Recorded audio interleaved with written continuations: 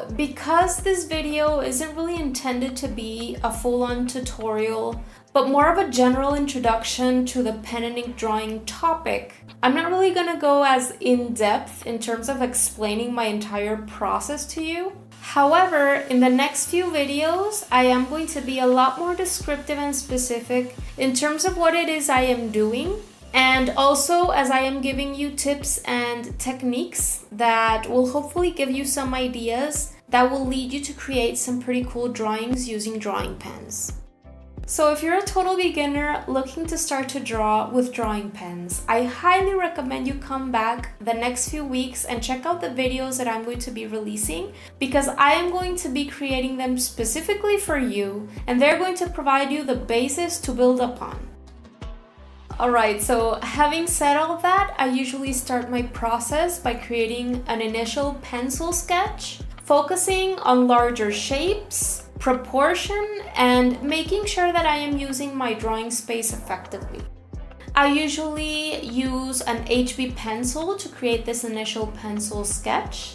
And once I am done with my sketch and I am happy with it, I take out my 2 or 3 point drawing pen and I start to trace this initial pencil sketch. You're going to notice that I leave some areas of my lines untraced, and the reason is because those parts are going to be covered by something that is going to be placed in front of them, which in this case is going to be some plants and flowers. And since I don't want that line to be showing through those plants and flowers, I just have to make sure not to draw it to begin with. One of the things about using drawing pens is that you are not going to be able to erase anything that you do. So you have to make sure that you are doing a little bit of planning or giving things a little bit more thought before you lay down those lines. And of course, if you do make a mistake, it doesn't matter, work around it. It's kind of something that I really like about using drawing pens, is that since they are permanent and nothing that you do can be erased, something is bound to happen and it's bound to be imperfect. And this kind of challenges your critical thinking skills and also helps you learn to accept that art isn't perfect. So I just find these types of sketches very refreshing to do between larger projects and just very good exercises in general.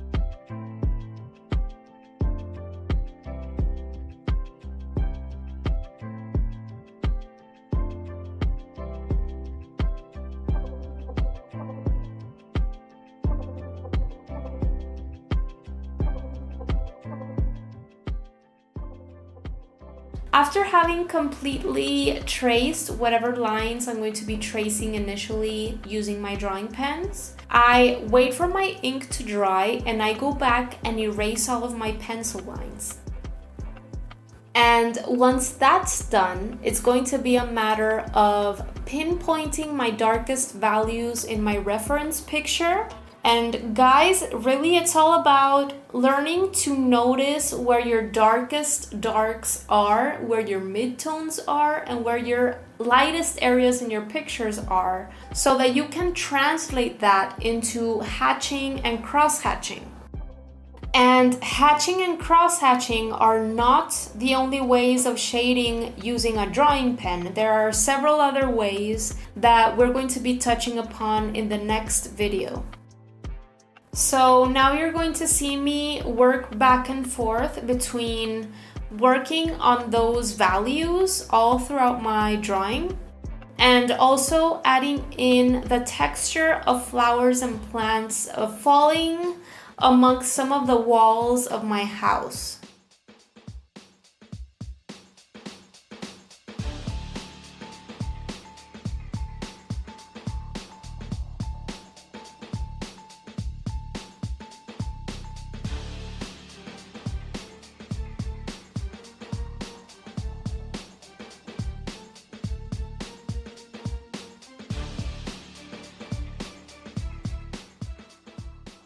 To create the visual effect of something more organic like flowers or plants, I just use the scribbling technique, and I'm going to be talking about that in the next video as well. So I love the hatching and cross-hatching technique, and it's a technique that I also use a lot in my pencil sketches. If you have ever seen any of my pencil drawings and sketches, either on Instagram or here on my YouTube channel, you've probably noticed that before. The principle behind hatching is very simple. All it is laying down straight lines side by side. It doesn't matter what direction they're going at, if they're vertical, diagonal, horizontal, whatever it may be, as long as they are parallel to each other. And when you do cross-hatching, all it is adding another set of lines on top of your regular hatching lines to create the effect of crosses. And again, this second line that you add on top of your regular hatching line doesn't have to create a perfect 90-degree cross. It can be any sort of cross with any sort of angle that you'd like.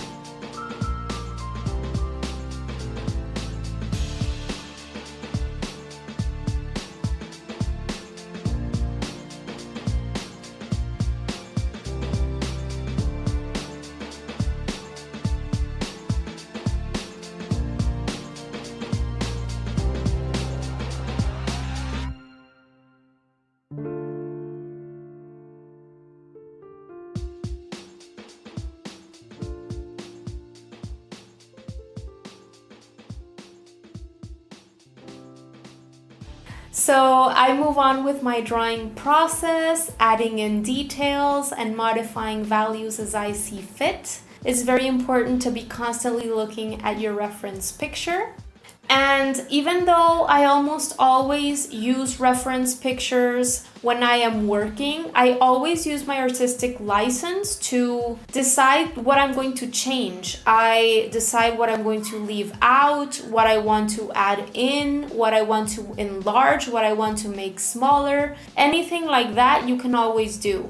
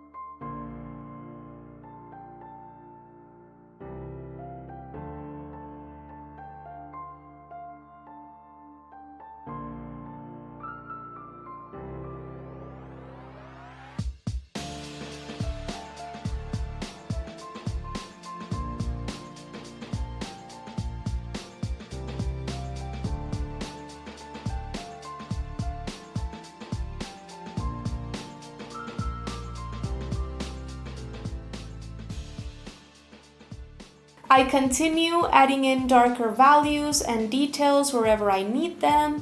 And if I feel like I need to bring in a larger pen point in order to cover up my white paper a little bit faster or better, I bring that in as well. I also use that larger pen point at the end to outline some things that I want to pop out a little bit more. And that is pretty much it in terms of my drawing pen process.